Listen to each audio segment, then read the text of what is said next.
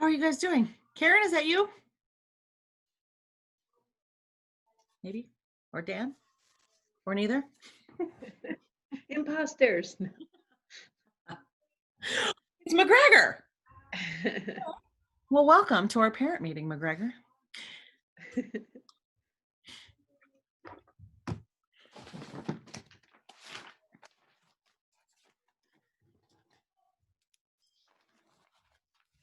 Hi, Stacy. Hola, Stacy. Hola. How are you? How are you?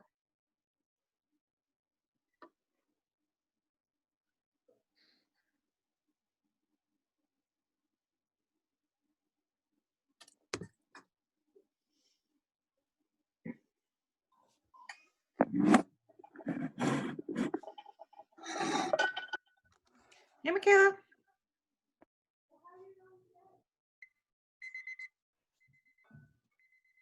Oh, 10 minutes? Good job. Okay, we can put it on the screen.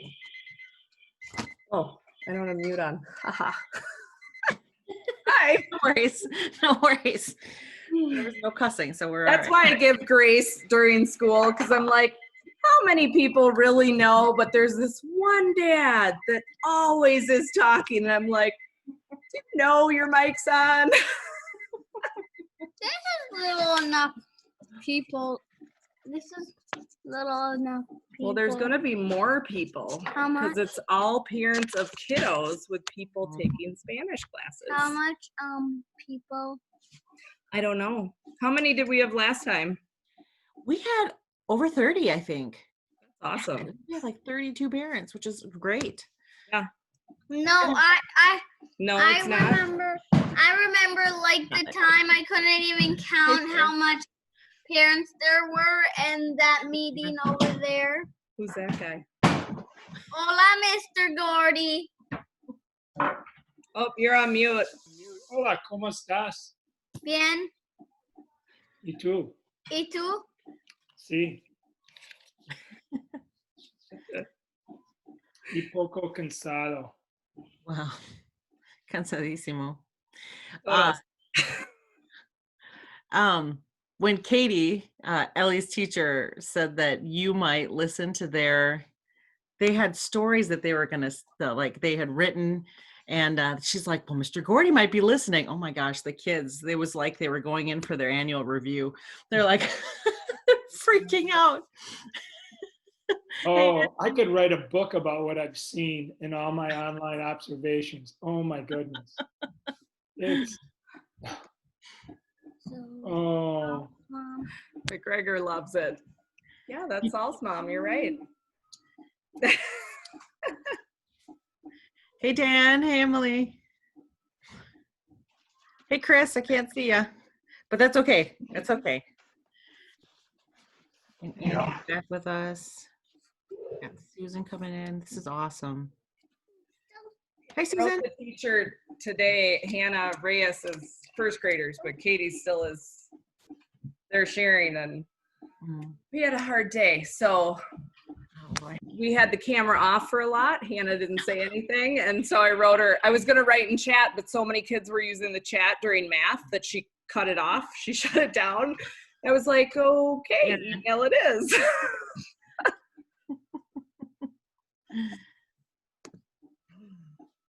But it's all good, right?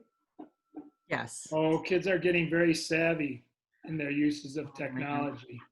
Ours are less than other kids that I know. So, I mean, that will come, but yes.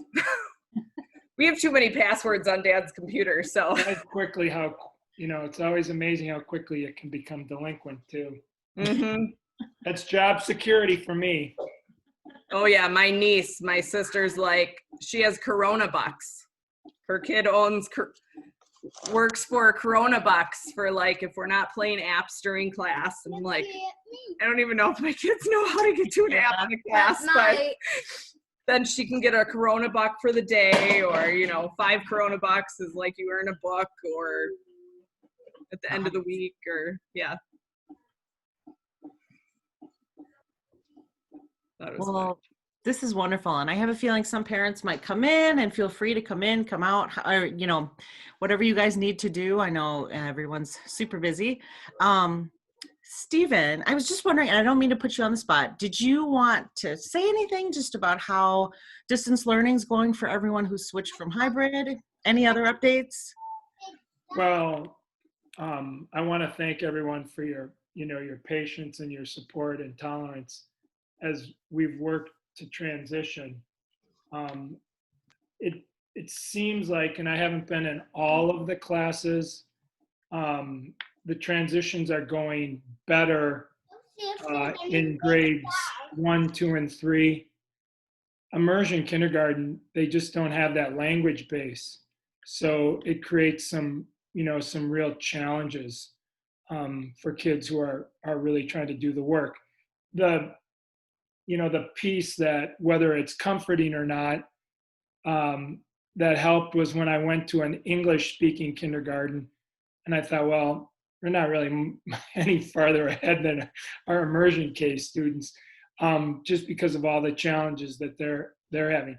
The good news, and especially for those of you who have only been doing this for a short time, there's a marked difference between the type of instruction and learning that takes place between those families that have been in distance learning since September, and for those students that are just brand new to it.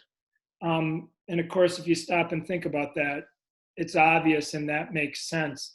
But it really, that time and experience really does make a difference. And our early assessments that we've been doing, especially for those students that have been in distance learning since September, are promising. It's showing that it does work.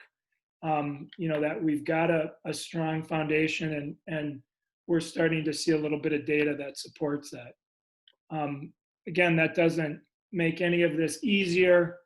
All the challenges that you all know are still there. But with time and perseverance and hard work, we can make a difference. And I know it takes a ton of support from families. It seems like almost every other day I'm talking to a parent, who's in tears because of trying to support distance learning. So, my heart goes out to you. I'm struggling, and my daughter is 500 miles away in college.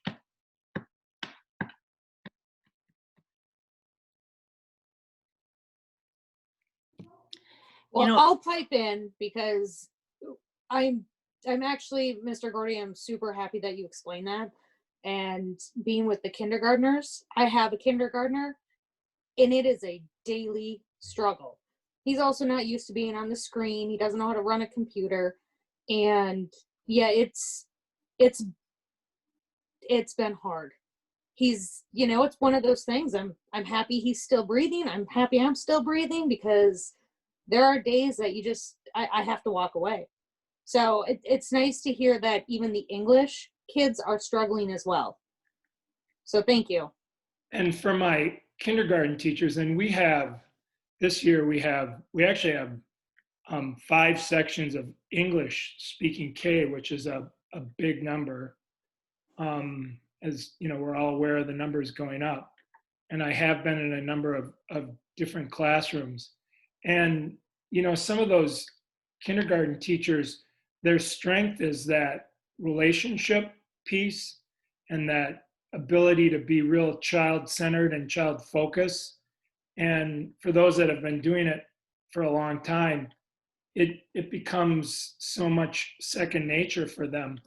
And, you really rob them of that strength when they're doing their work. So imagine any of us to go into our work setting and think about us losing, sort of that constant frame that we're so familiar with and is our strength as we do our work. And it's completely taken away. And that's true of the K teachers. And I saw it today as I was observing on the English side, a really talented K teacher. And, honestly, she's a little bit like a fish out of water. Oh, so my kindergartner had Nelson. And yeah, I mean, she did amazing. I'd be very frustrated if I had to deal with all the kids and I only had to deal with the one. There was a few times I had to send her an email like, you're doing an awesome job, because yeah, I don't know how you're doing it. And our piece too is finding that right balance between enough synchronized learning and not too much synchronized learning. And that's hard to do too. You know, we've really been guided by Wendy Sykes, who's our K teacher, who's, you know, been teaching kindergarten for, you know, 25 plus years. And she started distance learning back in September. So she's got sort of a body of experience to draw from. And, you know, she just talked about how challenging those first couple of weeks were as, you know, we put all this together. And even though kids have been dabbling in distance learning, you know, on the days that they were at home, it's not the full synchronized learning that they're experiencing now. So it's really different. So she's been a good resource for us. And, you know, the immersion piece, quite honestly, adds another layer to it. I shared with an immersion K parent in an email today. We have been meeting Tara Fortune, who works at the University of Minnesota for their Carla program. She organized back in the summer grade cohorts for immersion teachers across the metro area to get together. And, you know, kindergarten has been the one group that has stayed together because they realize the unique challenges that they're all facing as they're going through this. It's not easy in any of the other grades. It's just really hard in K.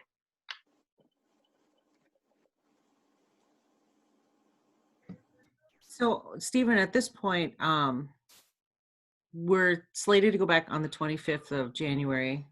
And as far as you know, we're still kind of headed towards that goal. Is there, and I know that the district said that they might try to get some of the younger classes back as soon as possible. Is there any sign that you might bring K and maybe even first grade back at all before then, or no? We're having conversations about that. At this time, you know, that decision hasn't been made. We're in a little bit of a challenging position. Ours is one of, just to give you a little political background, Stillwater is one of the few districts where the superintendent does not have the authority to change the learning model. That authority belongs to the school board. Back when all of this started, the Minnesota Association of School Boards created template languages for boards and superintendents to use that would allow that authority to be positioned with the superintendent. Our school board has reserved the right to make that decision. And right now, we're transitioning school board members. The last meeting with the current school board group is this Thursday. And then we've got a new group coming in January. So they're up to speed. They've been following all of this, but they're going to have to weigh in immediately to make those decisions. And you've got 3 new school board members coming in. So that's enough to sort of tip the scales.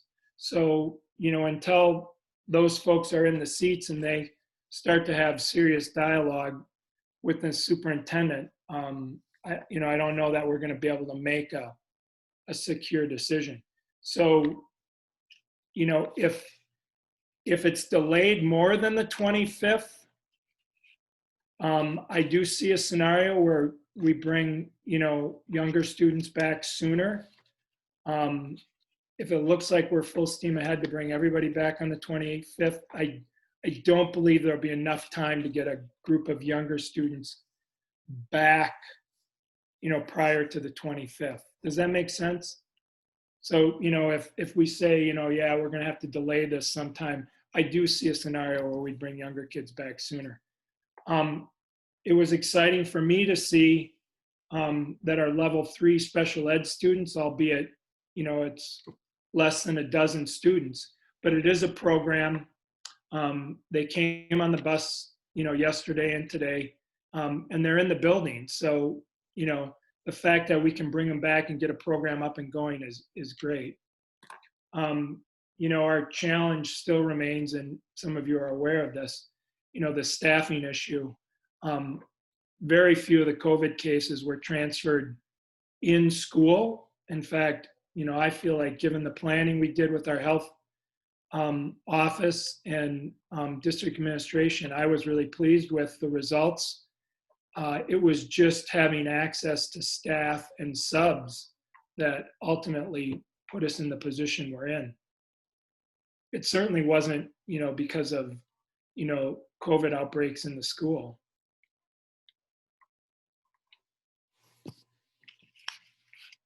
Does anyone want to talk about whether you're hybrid going into distance now, or if you've been on distance, and anything that's come up like in the last few weeks since we last met, anything you wanted to ask anybody about, or Can I just quick piggyback on that? I'm sorry, I don't want to take up everybody's time, but I do want to let you know that when we gave families an opportunity to change from first quarter to second quarter. If you go back and look at the newsletter that came out on Friday, you'll see that we haven't now until the end of, I think, the first week of January that we're back. So that's the 6th or the 7th, to indicate your learning model preference for quarter 3. So if you're a distance learner, you can go to hybrid. If you're hybrid, you can go to distance. And I know that may seem a little bit ridiculous because we're all in distance right now, but something to think about. Can I ask a question, Stephen? Sure. So what would happen if a lot of the current hybrid people opted to stay distance and then there was too many students for that distance teacher? How would that get rebalanced? So that's a good question. We likely, and this is my worst nightmare, we might have to consolidate hybrid classes. So, take for example, we've got 5 kindergarten English classrooms right now. Those class sizes are really small. I think all of them are under 20. So it would be, we could absorb one of those, not go above 25, and then you'd have a teacher that could go online. So every school, as the principals have kind of looked at this, we have contingency plans. So we have a massive sort of document that tracks the numbers in each of the classrooms. And then we know what the capacity can be in all those. And then we kind of have contingency plans for where we will find teachers at each of those grade levels. So Lake Elmo might have access to, I'm just hypothetically, a kindergarten and a first teacher. Lily Lake might have access to an additional 3rd grade teacher. And so we've already indicated where those might come from. Let's hope that doesn't happen. And I don't know if you have any data at this point or not, are you seeing many people shifting their learning model preference?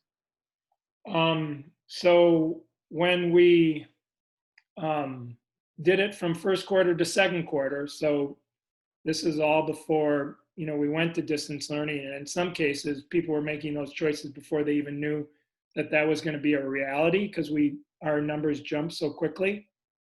We had 15 families go from distance learning to hybrid, and we only had 1 go from hybrid to distance learning. I do believe that as we move ahead, we might see the inverse of that.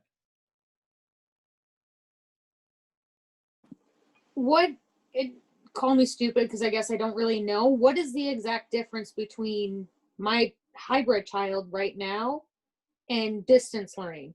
Is it not learning the same? And then if I do choose to take my kids and throw them in distance learning, are they then going to be behind those children? I guess I don't know really the difference between what they're doing now. So it's a great question. We have in our core subjects, we have curriculum maps And so they're documented weekly, and teachers are required to follow those so that the distance learning teachers and the hybrid teachers, or the online teachers and the hybrid teachers who are now all teaching in a distance environment, should be pretty close, if not exactly on the same page. Now, ideally, they'd be on the same units. I can tell you there's some variance, but not a lot. So no, they really aren't behind. So the learning is pretty much the The same at this learning is moment? pretty much the same. Okay. People who are making the choice to go to distance are making that choice because it works for their family, and or they're just concerned about exposure to COVID. Okay, thank you. And and the people who are going to hybrid, they honestly saw the advantage of having their kids back in school. And I think, again, maybe I'm seeing this from my lens, I think families saw that, the COVID outbreak, again, among staff and students wasn't as great as maybe we originally anticipated. So, they thought, yeah, it probably is safe to be back in school.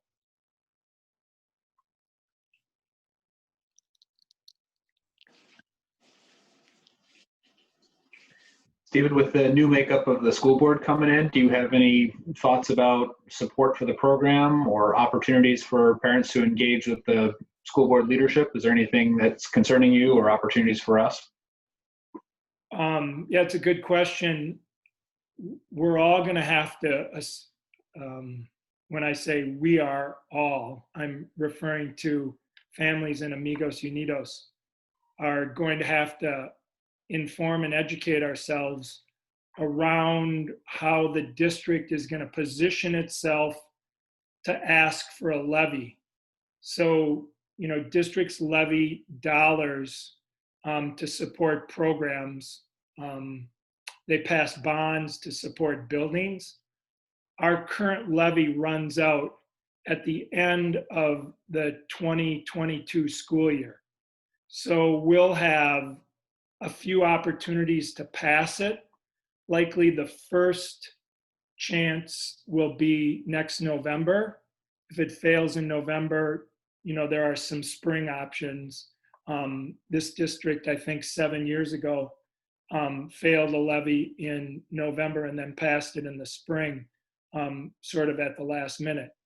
If we don't pass at least a replacement levy, we're going to lose $12 million. For our program, especially as we're preparing to transition the program to middle school, there are some unique supports that need to be in place. So I'm hoping as you start to see board members, district administrators talking about the levy, you'll hear them say, and in our Amigos Unidos program, we plan to add this amount of staffing or this contingency.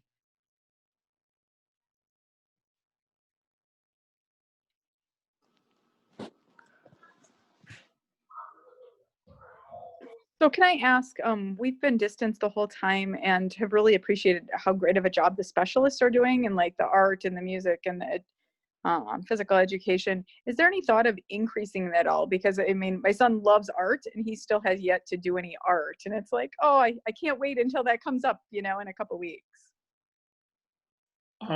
We have looked at, how we increase that. The challenge is really the staffing piece. We were staffed to have one full-time person in hybrid for specialists. So we had 24 sections, which was a full-time specialist in PE, art, media, and music. Where we ran into a problem then is for those families or students who are in distance learning, we had to find specialists outside of Lake Elmo. So many of you, are not having Mrs. Ober do music. You might have somebody else from another school do that. And that became a scheduling and logistic nightmare to find availability of time of specialists from other buildings who were teaching hybrid already to come in and do that work. So that was the limitation we ran into. I don't know if you saw it, but on Friday, the music teachers are getting all of the students together. So the first 300, I think it's at 1 o'clock, first 300 families that log in can participate in a music festival, which I think will be really fun.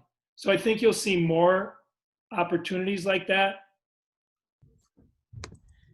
I was just going to say, if you're looking for other opportunities to check out outschool.com. They have a cost to them, but there are some phenomenal classes, and most of the classes are like $7 to $12 per class. So it's fairly inexpensive, and you can find anything from supplemental Spanish classes to art to STEM, all kinds of things. Lacey, can you repeat the name of that? It's Outschool, O-U-T, and then just school.com. Okay. Yeah, and we've done the Nutcracker Ballet, Little Ninja classes, and some Spanish classes that have been really fun. Just, you can find pretty much anything. Also, Yeah, I would echo that, because we've done that. My son does Tuesday Spanish art class in the afternoons, and he loves it. So I agree. The PTA, usually every year, I don't know if your child talks about Mrs. Nottingham, but Cara Nottingham is a local artist based out of Marine, I believe, and she comes every year and she visits each classroom once a month for 8 months, and she would give a specialized art lesson. And the PTA fully funds Mrs. Nottingham's contract every year. And unfortunately, because of the financial constraints of the pandemic, we weren't able to do a full contract with her. However, starting in December and going, so once a month, December, January, February, and March, she will be posting a video, an art video for kids to access, and it's anybody can access it. It could be siblings and of course your children. And the neat thing about it is her son lives in Mexico, and so she's actually doing some lessons about just kind of involving Mexican architecture, just kind of like the outdoors in Mexico. So that's just kind of an added bonus for us immersion families too. So that's something that will again start in December. And I believe, and Stephen, I don't know if the other teachers had been able to get other lessons, like if there was first grade or second grade, and I think Kelly Hoskins with 5th grade might have had something. I think they're working on it. I don't know where they are in that project. Okay. So in addition to those 4 lessons she's doing for all of the school, I think certain grades have a lesson with her tied to whatever unit they're working on. And so I don't know if that's confirmed yet or not, but I think she was working on that too.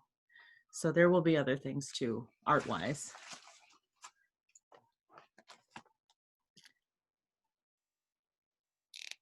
Anything else? Is there something you guys want to celebrate? Is there something that surprised you about switching to online learning versus the hybrid? I think I found that the kids, even though the kids are sad that they're not in school, Ellie and Harley seem to really appreciate the consistency of having their teacher with direct instruction almost every day, except Fridays.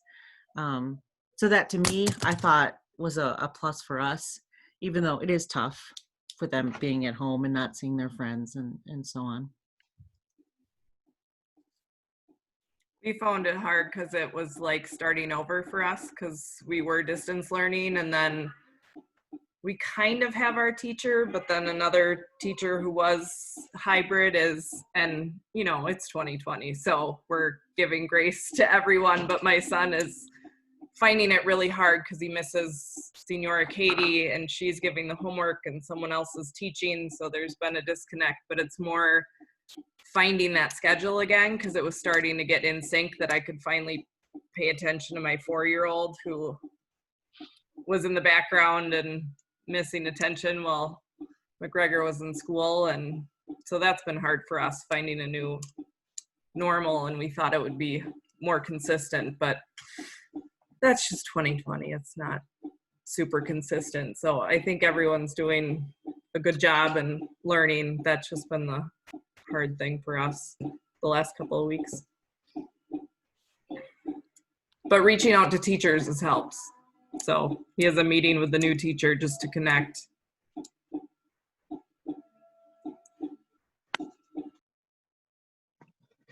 I'd say for us over here, it's been pretty eye-opening. I mean, I haven't been in kindergarten for quite some time, but I don't remember kindergarten having this much on their plate. And so I'm very sympathetic to what my little man has to go through, and just the long days that he's putting in, going to Adventure Club and having to juggle all of that and still not finding a rhythm or routine.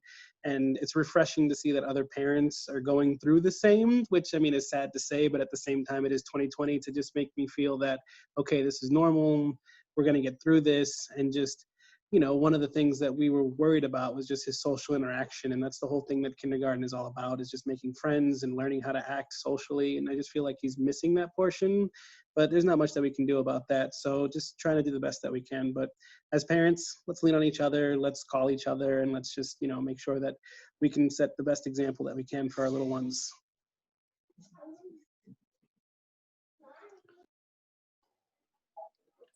We've had good success with Gina for Adventure Club. She's been going to Adventure Club pretty much the entire time. And I guess I'm really thankful for that, because they are kind of coordinating everything for her. I believe Miss Sylvia's there that helps her with her Spanish some days. And so we've been, I think, I don't even know, we've just kind of let Gina take the reins, just because we haven't had as much time as we would like to work on her with stuff. So I've just been really grateful for the Adventure Club staff, because they send everything to Senora Johnson during the day, and that's been really helpful. And just to piggyback on that, on Monday, we lost a few of our Adventure Club staff members, so we're scrambling a little bit this week. I felt like we had a really nice system, and you eloquently kind of stated the support that was there. And then we moved a couple of staff members to Stillwater Middle School. So we're trying to, you know, regroup a little bit, and so it'll take us a few days here to get our balance back, I think. But yeah, the staff made Senora Sylvia available to work with immersion staff during distance learning. So that's a priority for her. Steve, I don't know if anybody had seen in the chat, Stephen shared a new video that the district had worked on, just kind of promoting the Amigos Unidos program, which is awesome. And so just to give you guys an update, we just kind of realized that the website was pretty much non-existent for talking about the program. And I don't know, when you were enrolling your kids in the program, if you had kind of looked up, oh, what is this program about? And, you know, tried to find a little bit more personalized information. You found it lacking. I know I did. And so the district's done a really great job of trying to revamp our website. They're working on that right now, and really giving us our own website as part of the Lake Elmo school website. But then these videos too, I think this is just one of them. And will there be others, Stephen, or will this just be the main one? This will be the main one, but there will be others, you know, that, you know, provide some detailed programming information. But it's an awesome video. I invite you guys to watch it.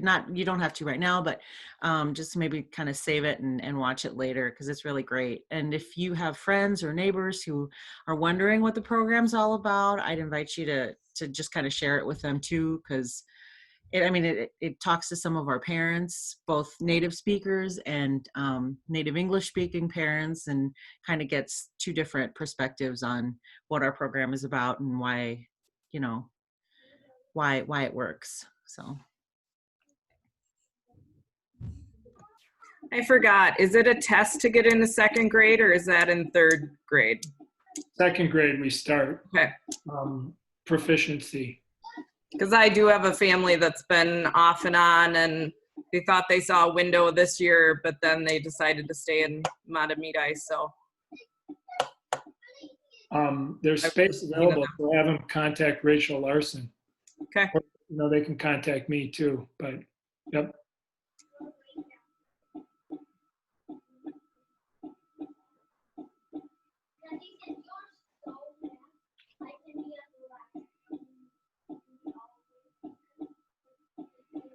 So, with the meeting is slated for an hour, we certainly don't have to stay on for an hour. If you guys feel that you don't have anything that you want to mention or anything like that, but yeah, if you guys have anything that you aren't thinking of right now that maybe you think of later, if you want to start a chat in our Facebook group, or if you want to maybe email a couple of the parents who are here, we could do that too. And it doesn't have to be in this format. And I know that we had at least one native speaking family join us last time, and they said that the needs were different and the concerns were a little bit different. And so if there's another way that you'd rather connect with families, if you want to just connect with maybe one family or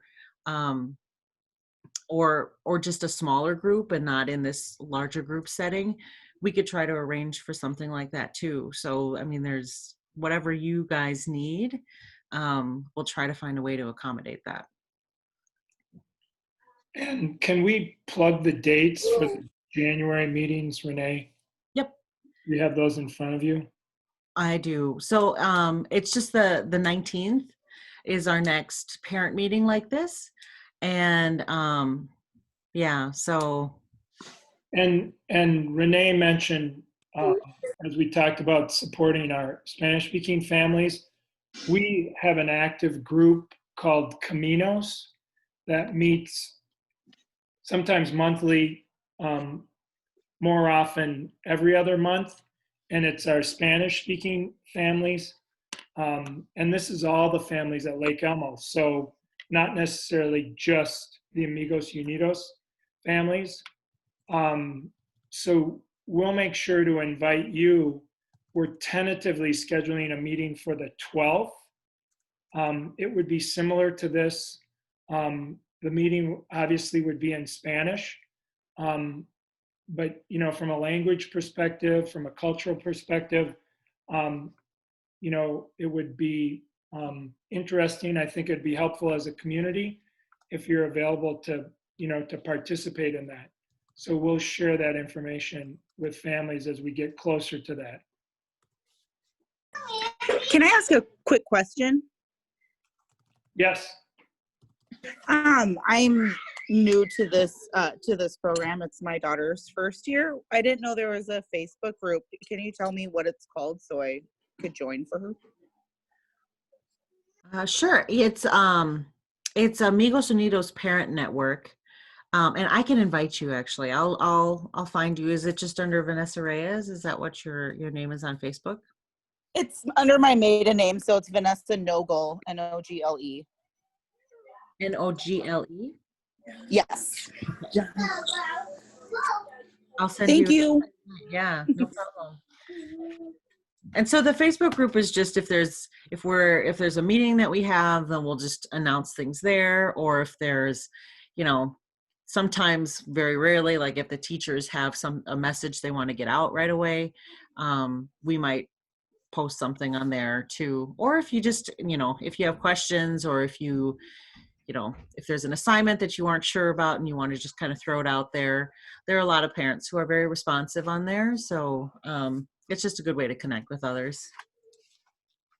Also, for some of you that are new, or for those of you that have been here, I just saw that Amity, which is the organization that supports international instructional interns just sent their application for the 21-22 school year.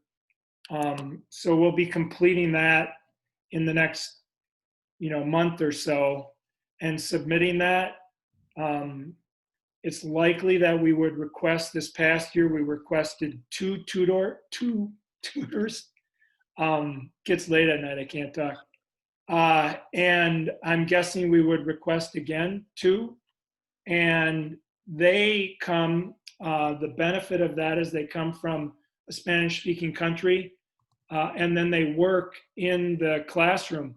The 2 people who were selected to be with us, and unfortunately because of COVID, we just couldn't make it a reality this year. But the 2 people who were selected to be with us were from Spain. Both of them had fairly significant instructional background. They're both very young, so certainly not experienced educators, but had enough education background where it made it really compelling and exciting for them to be in our classroom. It's certainly a loss to our program that we weren't able to get them over here this year. So we will be promoting that for next school year. Again, with hope that, with the vaccine kind of on its way, that we'll be in a much better place next fall. And the caveat, and the reason why I'm bringing this all up to you, is we're going to look for families who would be willing to be a host for those Amity interns. And Emily helps out quite a bit with the program. I don't know if you want to add anything, Emily, to what I've already shared. No, this past year, we put in a lot of work to try and get these interns here. So we're all very disappointed, and we had a lot of families volunteer to host, which is amazing. And the 2 interns have both indicated that they're planning to apply for the program again. So hopefully their names are Ana and Fernando, and they were both, I would love to have them come and teach the kids. And so hopefully they'll be able to join us for the next school year, and we will have families willing to host them again. So, yeah.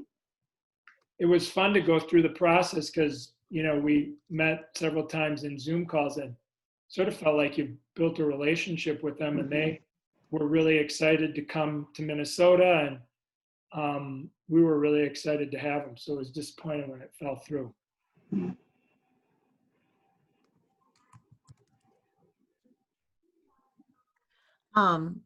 Just an update. I'm looking on Facebook, and I think since I can only invite people that I'm friends with on Facebook.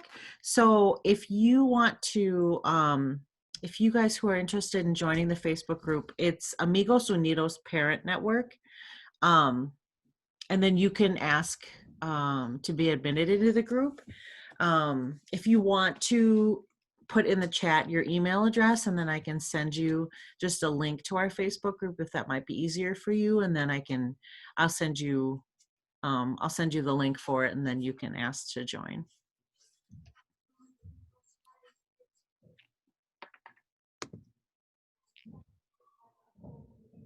Thank you, Sarah. Best secretary ever. I'm just kidding, Laura. You're both tired.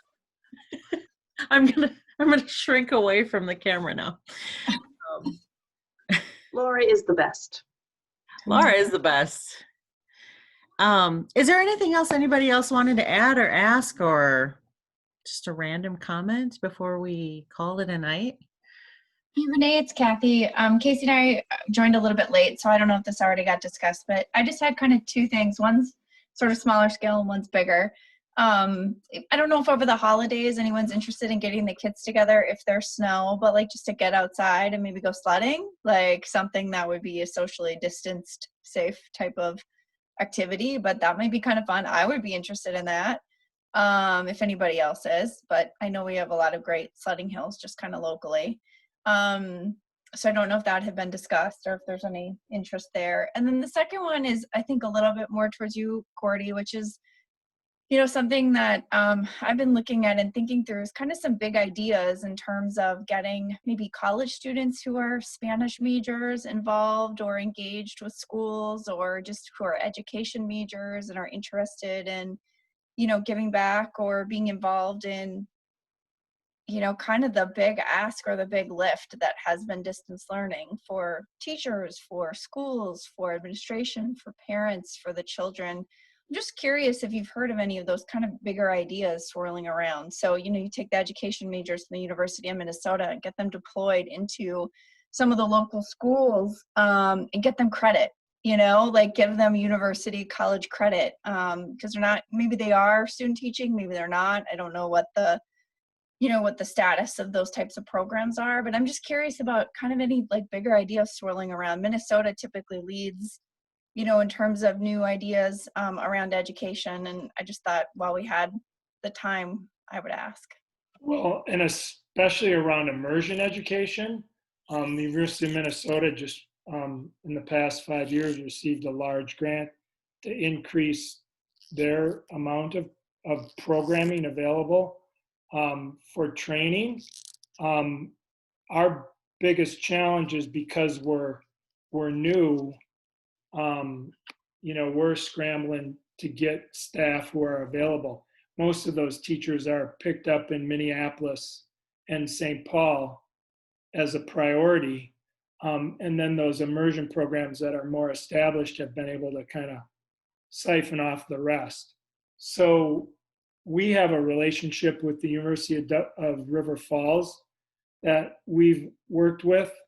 And unfortunately, we did have some students that were slated to work with us, but they had to change their programming. So those are options we're always looking for. If we know of connections, sometimes if you have connections with people who are in those programs, that helps. Give me the names and numbers and I'll call, because we certainly would be interested in that. Stephen, one idea, and I don't even know if it's an option. Obviously, immersion has a slightly different slant than high school Spanish and things like that. Has there been any conversations?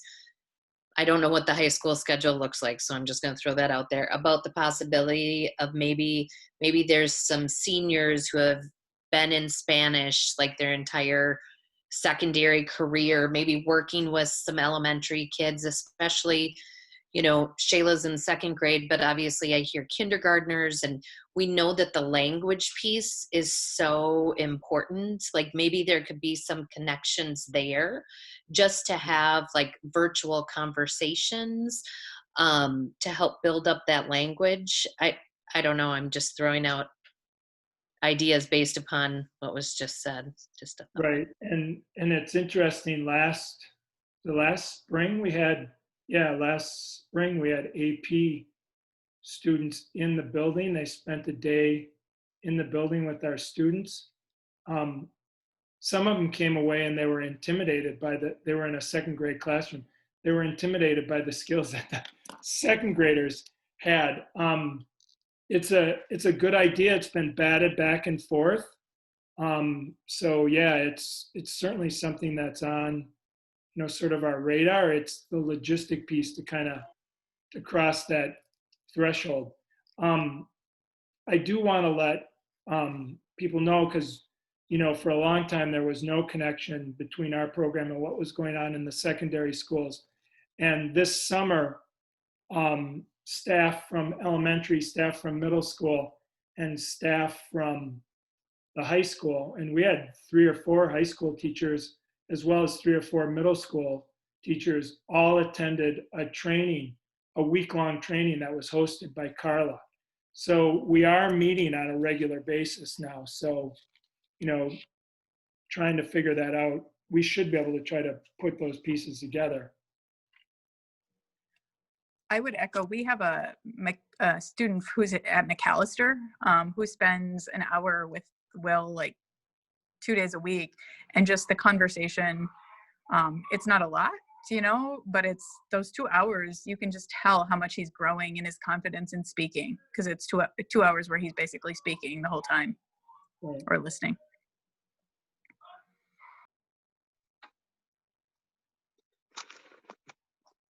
My question was in relation to the email that was sent out asking if we wanted to change our current learning structure. So we were hybrid before, everyone's distance learning now. So would we need to go in and say we want to do hybrid again, or would we just automatically stay on the hybrid program? No, thanks. That's a good question.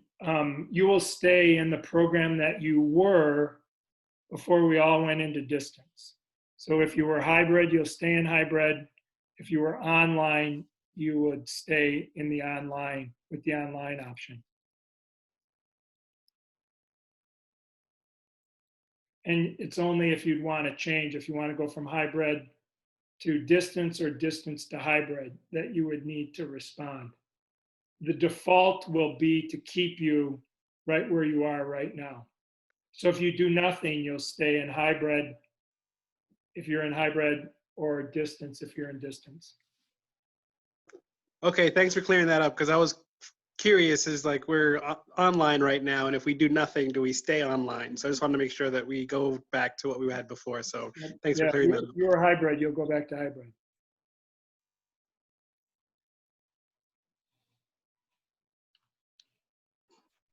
Stephen, how are the teachers holding up?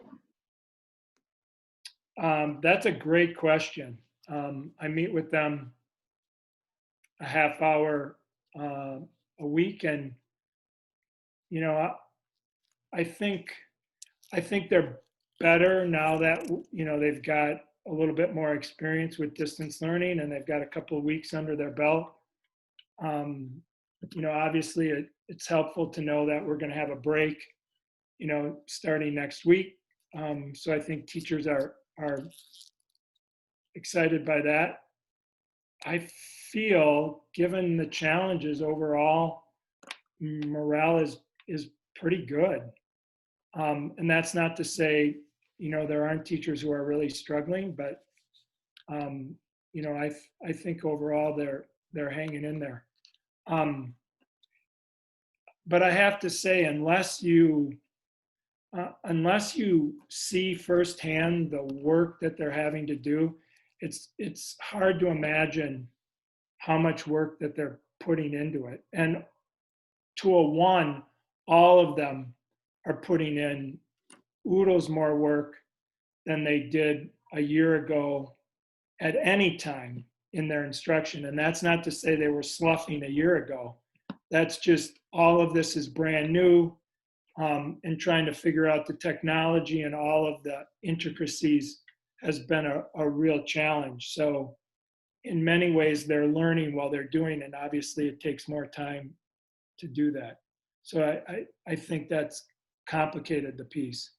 To connect to the question you asked earlier about, what can we do to support immersion, or just teachers in general, or the immersion program?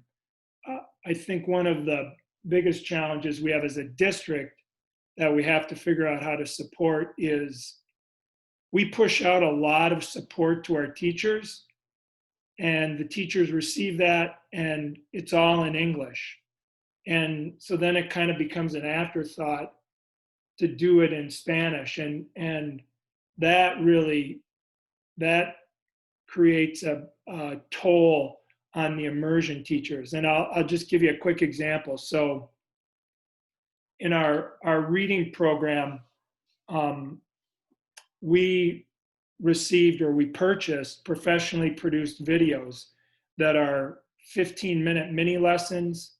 So the program is really based on these short skill instruction that you provide, and they were professionally done. So we purchased them knowing that teachers were going to have to put them online anyway, so it'd be nice to have access to those. There were no translated versions of that. So we got all these documents in the summer, in early to mid-August. That really made the teachers who were in the English mode excited. it sort of left the immersion teachers, wondering what they're going to do. So, those kinds of oversights, figuring out that kind of support at a district level is certainly something we have to work at. And then, of course, that's going to require an investment of funds so that we have a coordinator or somebody who's overseeing all of that work. And I can try to do as much as I can, but I can tell you that I'm dropping balls too. I'd like to say I am just so grateful for our awesome teachers and all the work they put in. I see my husband is a native Spanish speaker, so he does most of the schooling with my daughter in this program, and I see his struggle, and our teachers are so amazing. I don't know how they do it because it's really hard. So I'm just so grateful to you and to them. So thank you so much for all the hard work that you guys put into everything. Yeah, agreed. And this is hard work. If you know a teacher, if you've talked to a teacher, they're working harder than they ever have before. I will tell you that if you're an immersion teacher, you're working even harder. It's just the nature of their work. Because instead of being able to use a professionally produced video, either you're doing it yourself or you're having to go find that particular content.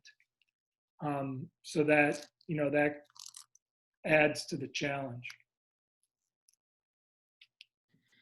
And I know I've had this conversation with some of you individually. And, I know as parents, this is a topic of conversation. Our team is really feels it's important to maintain the integrity of the language and to maintain instruction and direction in Spanish at all times. And I can tell you we're always having conversations about how best to support families that don't access Spanish and need that support. So it is an ongoing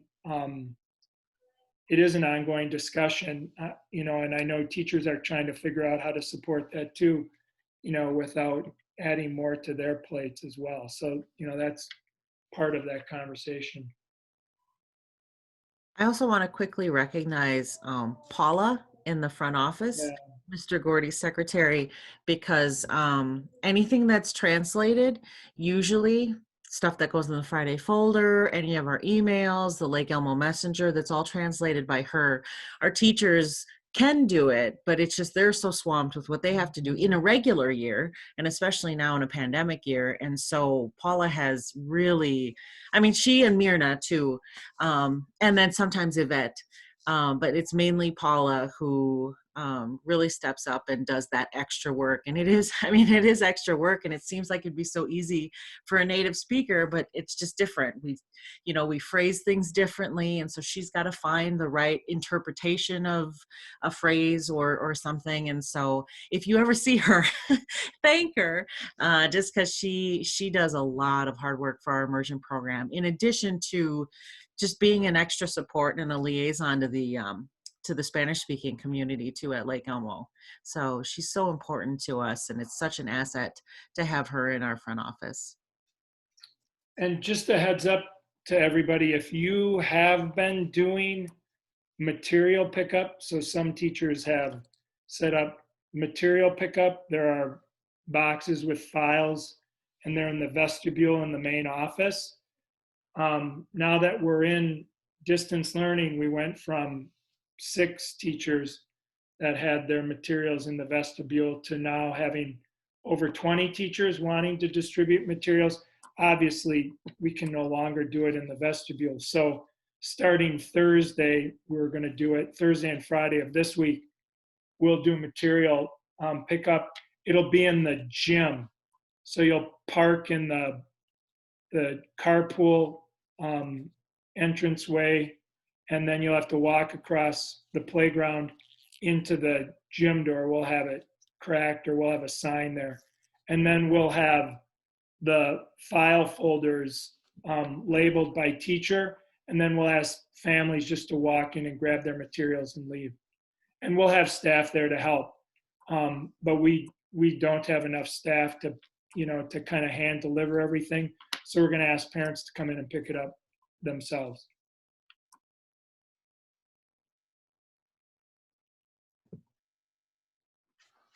Does anybody have anything else?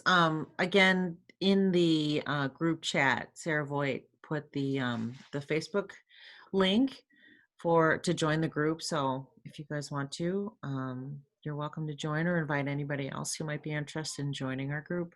But if you're not on Facebook, that's fine too. And we can just make sure that things get out to you guys. I know you get inundated with emails, so I didn't know if you wanted to like set up a separate email group for our immersion parents. We really just, like, if there's anything that we need to send out, either Mr. Gordy will send it, or I'll just have the immersion teacher send it, and it's probably might just be easier that way, just to streamline everything. So unless you guys feel differently, we could just keep doing it that way and sending out info. So if nobody else has anything else, then hopefully we'll see you guys on January 12th if you're interested in joining the Caminos group. And then on the 19th, we'll have another meeting like this. I hope you guys have a nice holiday and a Happy New Year. Thanks for setting it up. Happy holidays. Thank you. Bye, guys. Everybody take care. Thank you. Adios. Adios. Thank you.